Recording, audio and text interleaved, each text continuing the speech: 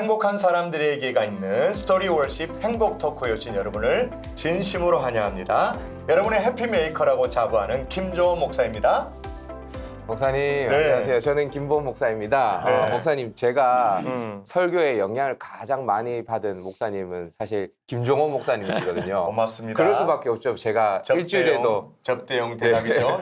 일주일에도 몇 번이나 목사님 말씀을 들으니까요. 그런데 목사님께서는 혹시 영향을 받은 목사님이 혹시 계시나요? 정말 거짓말하지 않고요. 여기 계시지만 제 서재에 한 2줄 정도가 이동원 목사님의 책으로 있죠. 물론 또 옥하는 목사님 책으로 있어서 제가 책으로 또 설교 영상으로 설교 예전엔 테이프 시절이었잖아요. 테이프로 늘 말씀을 듣던 이동원 목사님. 아마 한국교회 거의 대부분의 목회자들이 우리 이동원 목사님의 영향을 받았으리라 생각되는데 지난 2017년 봄 특세 모시고 5년 만에 이어서 우리 특세 강사님으로 모셨습니다. 이동원 목사님 일단 박수로 환영하겠습니다. 환영합니다. 이동원 목사님 오랜만에 이렇게 오셨는데 5년 만에 경산주하게 성도들 만나 뵈었는데 소감 한번 먼저 말씀해 주시죠. 네, 지난 5년은 팬데믹 코로나 3년을 포함하고 있었기 때문에 자유롭지 못한 그런 예배 또 온라인으로 대치된 예배를 드리다가 이 특별 새벽 기도에 이렇게 많은 성도들이 나와서 직접 예배하는 현장에 참여하니까 아주 감격스럽고 마음에 큰 감동이 있습니다. 목사님 5년 전에 오셨다가 다시 오셨는데 제가 뵙기에는 그냥 그대로이신 것 같은 그런 느낌이 드세요. 그러나 또 5년이라는 세월이 시간이 있으니까 어떤 삶의 변화가 최근에 있으셨는지 좀 나눠주시겠습니까? 5년만큼 늙었죠. 늙었지만 저희 목회자 혹은 전도자들이 하는 일은 상당히 루틴하고 비슷한 일이기 때문에 계속 말씀 전하고 가르치고 저는 또 세미나를 많이 인도하고 있기 때문에 세미나하고 그런 일을 하고 있었고요. 가정적으로 나중에 말씀드리겠지만 또 우리 아들 하나가 천국에 갔기 때문에 그게 가장 큰 변화였죠. 그 대목은 우리 좀 이따 한번 다시 나눠보기로 하고요. 목사님은 또 저는 계속 이제 궁금한 게 있었는데 목사님 지금도 이렇게 열심히 또 활동을 하고 계시지 않습니까? 그래서 저는 가끔씩 어떤 생각이 드냐면 충분히 목사님 지금도 현역에서 목회를 하셔도 좋은 영향력을 한국교회에 많이 미칠 수 있을 것 같은데 왜 그렇게 일찍 은퇴하셨나 이런 아쉬움이 좀 전에 있더라고요. 목사님 여기 들어오시기 전에 사모님 얘기를 하셨어요. 사모님이 목사님께 가짜 은퇴하셨다. 지금 은퇴한 거 아니라고 이제 진짜 은퇴를 빨리 하셔야 된다고 그렇게 얘기했다. 왕성하게 활동하시죠. 주일날 제가 5년 전에 확인을 했었는데 지금 또 그러신가 여쭙는데 경기대에서 또 주일 설교 사역하시고 세미나 사역하시고 저희들이 지금 3년째 스케줄링해서 모시게 된 거거든요. 목사님 잘 모르시겠지만 목회 스케줄을 짜주는 비서진에서 3년째 이렇게 해서 스케줄이 됐는데 왕성하게 사역을 하시죠. 근데 왜 그렇게 일찍 은퇴하셨는지? 근데 은퇴라는 개념이 일을 내려놓고 안 한다라고 저는 생각하지 않았고요. 그 영어로 retirement라는 말이 다시 타이어가 타이어를 바꾸어 끼고 다시 달린다. 그런데 자기 연령에 맞는 일을 해야 한다. 그래서 제가 은퇴할 때도 심정이 이제부터는 내 연령에 맞는 새로운 사역을 찾아서 해야겠다. 그런 생각을 했고요. 그래서 제가 조금 다른 목사님들보다는 5년 일찍 65세 은퇴를 했는데 옥하는 목사님하고 얘기를 많이 했어요. 피차에. 근데 그 당시에 지금도 그렇지만 한국 사회에서 제일 늦게 은퇴하는 직종이 대학 교수님들이 65세 하잖아요. 근데 우리 목사님들만 70세 하는 것이 혹시 우리 사회에 욕심이 많은 사람들도 비추어지지 않을까 이런 염려가 있었고 그래서 그거를 내려놓고도 자기가 할 수 있는 다른 일을 할 수 있는 사람은 다 그래야 할 필요는 없지만 좀 일찍 은퇴하는 것도 한국교회에 이미지 개선에도 도움이 되겠다. 그래서 옥 목사님 먼저 하시고 그다음에 제가 또 바로 이어서 그렇게 했죠. 근데 좀 일찍 은퇴하셔서 아쉬운 점이나 아니면 반대로 또 이건 너무 좋다 은퇴 일찍 하니까 이런 건 없으신가요? 아니 근데 저 은퇴 전에는 모든 게 이제 우리 교회를 중심으로 한 사역이 지구촌교회. 집중되어 있었는데 은퇴하고 이제 좀 더 자유로우니까 한국 교회 전체를 바라보고 사역하고 또 해외 사역도 많이 하고 그러니까 좀 더 자유로워진 그런 장점이 있죠. 네. 저는 이제 목사님 뵈면서 이렇게 정말 진짜 꿈만 같거든요. 지금 목사님 저게 뭐랄까 딱 자세를 갖추고 이렇게 각이 제 옆에 있을 때 포즈랑 전혀 다릅니다. 아주 그냥 공기가 바짝 들었습니다. 언제 이렇게 뵐 수 있을까? 근데 목사님 뵈면서 이런 목사님은 그 어떻게 예수님을 믿게 되어졌을까? 그리고 무슨 계기로 이렇게 목회를 하겠다고 마음을 먹게 되어졌을까? 정말 뼈대 있는 집안에 신앙이 뼈대 있는 집안에서 이렇게 자란 것은 아닐까? 뭐 이런 생각이 들더라고요. 그래서 목사님이 예수님 믿게 된 과정 그리고 목회를 이렇게 하게 된 과정을 좀 설명해 주시면 감사하겠습니다. 저는 뼈대 있는 집안 출신이 아니고 또 제가 예수 믿을 때 우리 집안에 아무리 찾아봐도 사돈의 8층까지 뒤져도 예수 믿는 사람 아무도 없는 그런 집안에서 처음에 제가 기독교 신앙에 관심을 갖게 된 것은 고등학교 3학년 때부터 이제 대학 진학을 생각하고 준비하면서 영어에 관심이 많았어요. 영어에. 근데 영어를 배울 만한 형편도 안 되고 집안이 아주 가난했기 때문에. 근데 선교사님들한테 가면 돈 내지 않고 쉽게 영어를 배울 수 있다. 그래서 선교사님한테 가보니까 진짜 돈 안 받고 영어를 가르쳐 주더라고요. 근데 이제 그분들이 영어를 가르쳐 줄 때 성경을 가지고 가르친단 말이죠. 저는 갈 때마다 결심했어요. 예수는 안 믿고 영어만 배운다. 그런데 그 영어 클래스에 올 때마다 성경 구절을 영어를 한 구절씩 암송을 해야 돼요. 예수도 안 믿는데. 그러니까 쉽지 않았죠. 어려웠죠. 근데 그렇게 외워둔 말씀이 마음속에 들어오는 거예요. 이렇게 들어오기 시작한 거예요. 말씀의 역사네요, 그죠? 그렇죠. 그래서 사실은 그렇게 영어 성경 공부를 하기 시작하고 나서 1년 되지 않아서 한 10개월쯤 돼서 네, 제가 교회를 이렇게 나가기 시작했어요. 그때부터. 또 선교사님에게 선물도 하나 받았는데 영어 책을 그게 철로 역정이었어요. 그러셨구나. Pilgrim's Progress. 네, 그래서 읽어보니까 너무너무 어려워. 다 영어도 고대 영어야, 고대. 그러니까 너무너무 힘들어서 제가 읽다가 이렇게 던졌어요. 근데 내가 이거를 독파하지 못하면 영어는 못 배운다. 그래서 다시 던졌다가 집어갖고 웹스터 딕셔너리 가지고 모르는 단어들 다 찾아가면서 네, 그래서 5개월은 안 됐어요. 한 4개월 반 만에 철로 역정을 독파했거든요. 책 한 권. 네, 그러니까 철로 역정의 메시지가 마음에 이렇게 깊이 들어왔죠. 그 중에서 제일 결정적으로 철로 역정에도 율법과 은혜의 차이를 설명하는 게 많아요. 맞죠. 그래서 내가 그것에 대해서 선교사님께 질문을 하니까 또 조그만 아주 얇은 책을 하나 줬어요. Law or Grace, 율법이냐 은혜냐, M.R.D. 한이라는 분이 쓴 책인데 그 책을 읽고 결정적으로 나는 기독교하고 도덕이 똑같다고 생각했는데 그게 아니로구나. 특별히 갈라디아서 2장 마지막 절 21절인데 사람들은 20절을 좋아하는데 그렇죠. 저는 21절에 바울이 내가 하나님의 은혜를 패하지 아니하노니 만일 사람이 의롭게 되는 것이 율법으로 말미암았으면 그리스도는 헛되이 죽으셨다.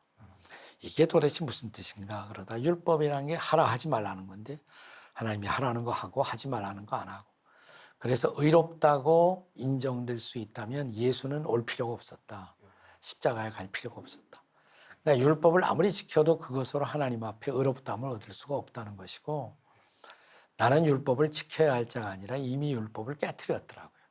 하나님이 하라는 거 하지 못했고 하지 말라는 건 했고, 그래서 율법에 의한 정죄, 저주를 피할 수가 없는데, 쉽게 말하면 내가 나를 아무리 노력해도 구할 수가 없는데 하나님이 그래서 예수를 구원자로 보내셨다. 십자가가 이해가 됐어요. 아, 그래서 예수님이 오셨고 십자가에 돌아가셨구나. 아, 내가 그 예수 내가 믿는다. 네, 그게 1965년이었어요. 9월 달이었는데 회심이 일어난 거죠, 제 안에서. 아, 근데 이제 그게 뭐 영어도 배우고 또 학생들 모임, 그 당시에 그 Youth for Christ라고 그 10대 선교회 뭐 그런 젊은 학생들 모이는 모임이 있었는데 막 그 학생들에게 제가 내가 만나게 된 예수님 전하고 싶더라고요. 젊은 사람들에게 막. 네. 그래서 처음에는 내가 한국의 젊은이들에게 복음을 전하고 그런 일을 평생 해야겠다. 그런 생각으로 내가 조금 신학을 더 알아야겠다. 그래서 미국 가야겠다. 그런 생각을 했는데 목회하려고 하는 것은 아니고 신학을 배워서 한국에 돌아와 젊은이들에게 전도하는 삶을 살아야겠다. 그런데 제가 미국 가서 첫 번째로 갔던 바이블 칼리지라는 그 성경대학인데 거기서 숙제가 에베소서하고 콜로새서를 비교하면서 공부하는 거였어요. 이 두 개 다 교회론 중심이거든요. 그때 보니까 교회가 너무 영광스러운 거예요. 그리스도의 몸인데 하나님이 교회를 통해서 만유를 충만케 하시고 세상을 바꾸시고, 그러면 교회를 섬기는 목사가 되는 것 not bad, 그 나쁜 일이 아니로구나, 좋은 일이로구나. 그래서 그렇다면 내가 목사 될 걸 피할 필요가 없다. 결단하셨군요. 근데 이제 제가 그 전에 결단이 젊은 사람들 위해서 평생 살겠다는 거였거든요. 이게 어떻게 하나 그러다가 하나님, 제가 여전히 젊은 사람들을 중시하는 목회를 하겠습니다. 그렇게 제 마음속에서 해결이 돼갖고 목회를 시작하게 되었죠. 지구촌교회 가보니까 청년들도 정말 많더라고요. 제가 가보니까. 그러니까 제가 이상하게 그 다음부터 목회를 하면 교인들이 거의 절반이 젊은 사람들이었어요. 네, 계속 그랬어요. 한국에서 첫 번째 본격적인 목회라고 할 수 있는 서울 침례교회가 그 당시 2,500명까지 모였는데 1,000명 이상의 젊은이들, 학생 운동 단체에 속한 사람들, 뭐 이런 친구들이 많이 왔어요. 목사님도 되시고 청년들에게 성경도 가르치시고 두 마리 토끼를 목사님 다 잡으셨네요. 이렇게 목사님께서 사역을 이제 시작하시면서 뭐 한국계 여러 가지 사역들을 소개하셨지 않습니까? 가정 사역, 중보기도 사역, 또 목장 사역, 셀목회, 네. 그죠? 셀 목회, 그리고 뭐 코스타 여러 가지 사역, 다양한 사역들이 이제 목사님으로부터 시작됐다 해도 과언이 아닌데 다 뭐 설명 못한다 할지라도 어떻게 이렇게 사역들을 펼쳐나가게 되셨는지. 두 가지인데 네. 첫째는 저 자신의 필요. 내가 필요했기 때문에 가정 사역도. 예, 그렇죠. 우리 가정이 너무 힘든 가정이었어요. 그리고 우리 아버님이 좋은 분인데 빚을 많이 져갖고 도망을 가셔갖고 제가 고등학교 때부터 가정교사하고 그랬거든요. 네. 그러니까 가정에 대한 한 같은 것이 있어요. 필요에 의해서. 네, 그래서 내가 예수 믿었으면 좋은 가정을 나도 만들고 또 교인들이 좋은 가정을 만들 수 있도록 도와야 하지 않겠느냐. 그래서 미국 가서 첫 번째 신학을 하면서도 그 당시 미국도 패밀리 미니스트리라는 것이 막 시작될 무렵이었어요. 이제 그런데 막 찾아다녔죠. 그리고 그것들을 정리해 갖고 나와서 새 생활 세미나, 뉴 라이프 세미나. 그게 그 당시 이제 새마을 운동 열심히 했는데 나는 새 생활을 가르치겠다. 사실 가정 생활이에요. 네, 그것을 유관순 기념관에서 가르치고 그래갖고 한국 최초의 가정사역 컨퍼런스가 그거였다고 할 수가 있죠. 예. 다 필요에 의해서 그래요. 또 한 가지가 있다면 또 뭘까요? 그리고 또 하나는 이제 제 안에 호기심이 많아요. 제가 호기심. 호기심 때문에 자꾸 찾아가는데 예. 그래서 뭐 기도도 하다 보니까 그 교회 안에 힘든 사람들이 많잖아요. 그렇죠. 또 내가 기도하는데 그들을 위해서 기도해 주는데도 한계가 있고. 네. 그래서 제가 미국에서 목회할 때 이게 보니까 중보 기도라는 것을 하는 교회들이 있더라고요. 미국 교회. Intercessory Prayer Ministry 그래서 그걸 연구하는 팀을 우리 교회에서 만들어 갖고 제 아내도 기도를 많이 하는 사람이라 제 아내 또 교회 안에 그런 기도 사역에 관심 있는 사람 한 10명 미만으로 만들어 갖고 미국 교회를 막 찾아다녔어요. 리서치를 했어요. 그래서 저와 같이 의논해 갖고 제가 미국에 있을 때부터 한국으로 나오기 직전부터 중보기도 사역을 시작했고 한국의 지구촌교회를 개척할 때 아무것도 없었을 때인데 이렇게 그 2층 상가의 한 모서리를 칸으로 막고 거기서 중보기도를 시작하면서 개척을 했거든요. 그래서 중보기도가 너무 소중해서 물론 개인적으로 중보기도하는 사람들은 많았는데 교회 안에서 중보기도 사역자를 길러내고 또 교회 온갖 기도 제목들을 분류하면서 기도하는 사역을 시작해야겠다. 그래서 교회 내 중보기도 사역 그런 이름으로 컨퍼런스를 해갖고 한국 교회 한 2,000교회가 다녀왔습니다. 그래서 중보기도 사역 그렇게 시작됐죠. 본인의 필요 또 영적인 호기심 또 이런 것들로 사역들을 펼쳐 나가셨는데 좀 전에 우리 강단에서 새벽 특세 강단에서 목사님의 최근 근황을 나눠주시면서 최근에 아드님 또 천국 먼저 보낸 그 말씀을 나눠주셨어요. 그 스토리 조금 나눠주시면 언제 아드님이 실제로 아프게 됐고 과정들이 어떻게 됐는지요? 정확하게 2년 전 예. 2월 달 2년 전 2월 달에 자기 몸이 이상해서 체크업해야 된다고. 네가 왜 그러니 건강한데? 운동 너무너무 좋아하고요. 각종 운동 다 잘했고. 근데 가서 병원 가서 체크업하고 오더니 아빠 나 암이래 그러더라고요. 근데 많이 퍼졌대 그러더라고요. 알고 보니까 그게 사기였어요. 그게 2년 전 2월이었거든요. 그래서 2월 말에 빨리 수술을 그러면 해야겠다. 그래서 하라고 수술을 하고 2월에 수술을 해서 10월 한국에서는 10월 9일, 미국에서는 10월 8일 날 떠났어요. 그러니까 뭐 투병 생활이 길지도 않았죠. 3, 4, 5, 6, 7, 8, 9, 10. 그래서 뭐 처음에 그 암 치료, 케미칼 치료도 하고 무슨 표적 치료도 하고. 근데 그게 크게 진전이 없더라고요. 그게. 우리 집사람이 아들 곁에 가서 한 넉 달 도와주기도 하고 저는 뭐 제 스케줄 때문에 계속 한국에서 집에서 기도만 하고 미국에도 2번 가서 얼굴만 보고 왔죠. 가서 보고 격려하고 오고. 그런데 제가 7월까지는 기적이 일어난다고 믿었어요.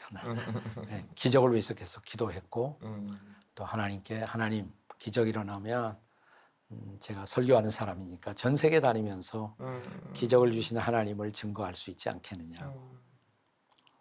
그런데 8월 초에 집에서 기도하는데 갑자기 혹시나 하나님이 불러가시면 어떻게 하나. 그 생각이 처음으로 났어요. 그 전까지는 계속 기도만 기적을 위해서 기도했는데 그래서 어렵게 기도하고 아들한테 전화를 걸었죠. 그래서 아들아, 난 기적을 믿는다. 아직도 하나님이 기적을 주실 것이라고 믿고 있다. 나 결국 인간은 다 죽는 것이 인생의 팩트고 언젠가는 나도 가고 너도 가고 엄마도 다 가야 하는데 만약 하나님이 너를 부르신다면 준비가 됐니? 물었죠. 그러니까 잠깐 가만히 있더라고. 아빠, 나 의심하는구나. 구원받은 거. 그걸 물으셨어요. 그러면서 나 어렸을 때 아빠가 그 그림 그리면서 다리 브릿지로 복음 설명해주고 예수님 영접했고. 브릿지와 복음. 네, 그래서 아빠의 도움으로 예수님 영접했고 또 예수 믿는 사람으로 지금까지 살아왔고 또 나름대로 교회에서 열심히 예수님 섬겨왔는데 아빠 그건 걱정 마라 그러면서 나 요새 사실 하나님만 바라보고 있어 그러더라고요. 그러면서 근데 말이야 내가 아빠 하나님께 집중하니까 마음이 아주 단순해졌어. 다른 거 아무것도 생각이 안 나고 오히려 마음이 편해졌어 그러더라고요. 네, 그래서 그때 내가 속으로 아멘. 이제 하나님이 부르셔도 제가 원망하지 않겠습니다. 네, 그런 기도를 8월에 했죠. 네. 그러면서 주변에 또 많은 투병 생활하는 분들을 향해서 어떤 시선을 하나님이 또 허락해 주셨나요, 목사님께? 뭐 그건 이제 떠나고 나서 제 아들 떠나고 나서 뭐 그래도 마음에 하나님을 향한 복합적인 마음이에요.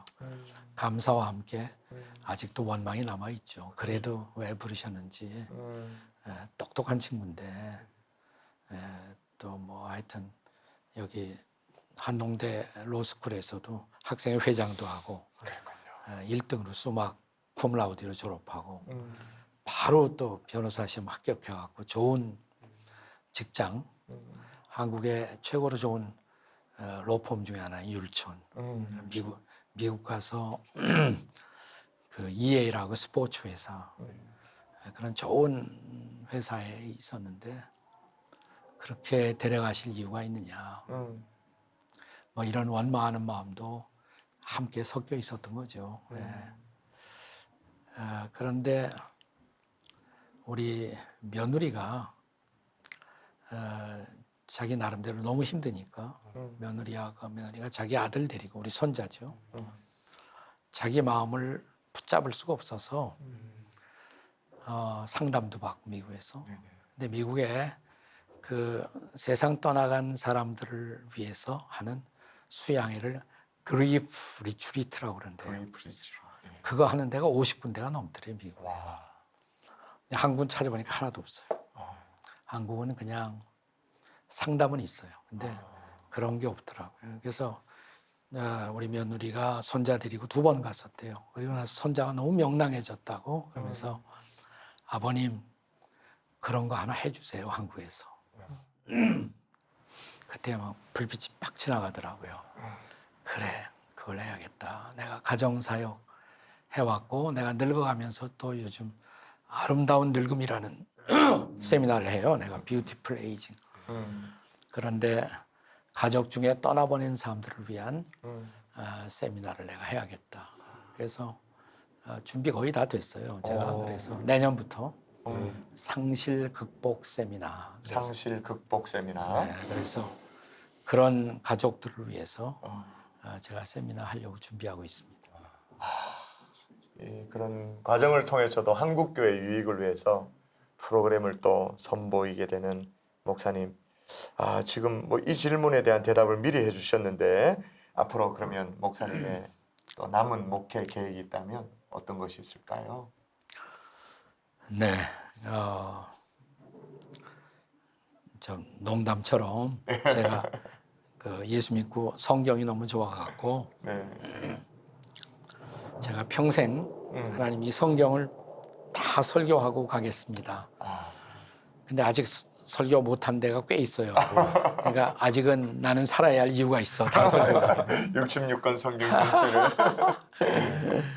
그래서 뭐 하나님이 허락하시는 데까지 설교를 해야 되고 네네. 또 제 은퇴 사역지로 제가 은퇴할 무렵에 준비한 것이 가평 필그림 하우스거든요. 거기서 1년에 지금 10번 세미나를 하고 있어요. 네네네. 10번. 다양한 주제로. 네네.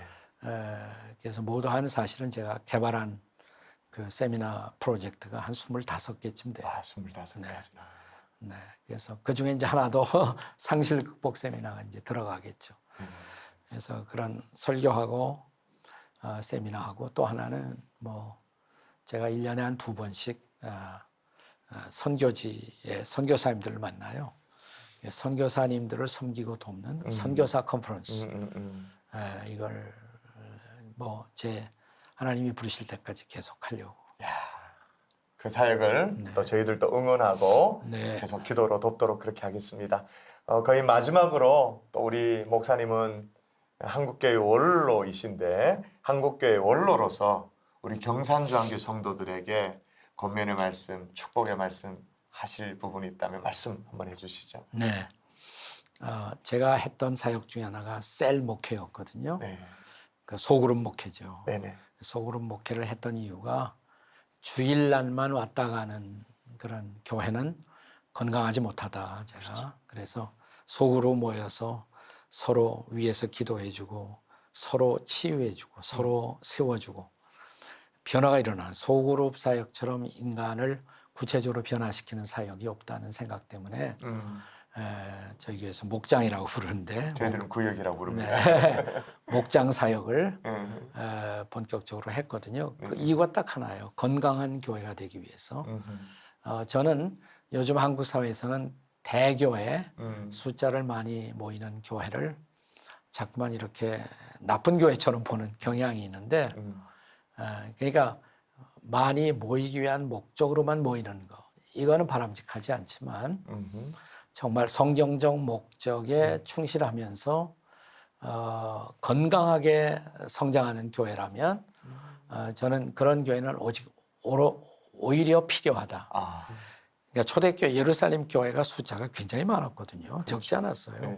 네, 그래서 나는 경산중앙교회가 이런 경북 지역에서 건강한 대형 교회 그러면서 선한 영향력을 끼치는 교회로서 또 많은 작은 교회들을 돕고 끌어안고 그런 교회가 되어 주셨으면 하는 바람을 갖고 또 그렇게 되기를 축복합니다. 아멘. 그 숙제 꼭 저희들이 이루도록 또 애쓰도록 하겠습니다.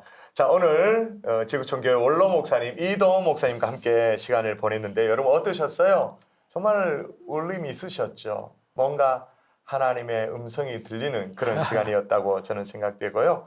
오늘 출연해 주신 건 너무 감사하고 우리 다음 주에는 충현교회 한규삼 목사님 모시고 스토리 월십 행복 토크 시간을 갖습니다. 다음 주에도 녹화 방송으로 진행되기 때문에 수요일 오전에 이 자리에 오실 필요는 없습니다. 대신에 유튜브에서 수요일 오전 11시에 여러분에게 찾아갈 테니까 만나 뵙도록 하겠습니다. 우리 목사님 마지막으로 우리 이렇게 인사합니다. 손 이렇게 내미는데요. 요즘은 이제 줌 시대여서 카메라를 보면서 손 내밀면서 행복하세요. 그렇게 인사하면 될 것 같습니다. 하나, 둘, 셋. 행복하세요.